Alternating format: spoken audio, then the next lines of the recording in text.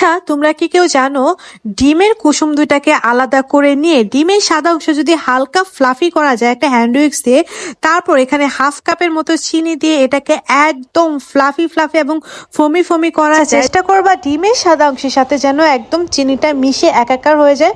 তারপর যখন ডিমের সাদা অংশের সাথে চিনিটা মিশে যাবে, তারপর এখানে ডিমের কুসুম দুটাকে দিয়ে দিবা। তারপর খুব ভালোভাবে মিশিয়ে নিবা। তারপর এখানে হাফ কাপের মতো ময়দা আর হাফ চা চামচের মতো বেকিং পাউডার খুব ভালোভাবে মিশিয়ে নিয়ে এটাকে একটা মোল্ডে তুলে নিবা এবং মোল্ডে ঢালার পর এটাকে খুব সুন্দরভাবে একটা কাঠি দিয়ে নাড়িয়ে দিবা যেন ভেতরে কোনো বাবলস ক্রিয়েট না হয়। তারপর একটা হাঁড়িতে এটাকে ঢাকনা দিয়ে প্রায় 20 মিনিটের মতো ঢেকে কুক করে নিবা। তাহলেই দেখবা হয়ে যাবে একদম নরম তুলতুলে স্পঞ্জি তেল ছাড়া কেক, যেটা চায়ের সাথে খেতে অসম্ভব রকম মজা লাগে। আর এই কেকটা দিয়ে কিন্তু তোমরা বার্থডে কেকও বানাইতে পারবা, দুর্দান্ত হয় খেতে। বাসায় অবশ্যই একবার হলেও আমার এই কেকটা ট্রাই করবে। আল্লাহ হাফেজ।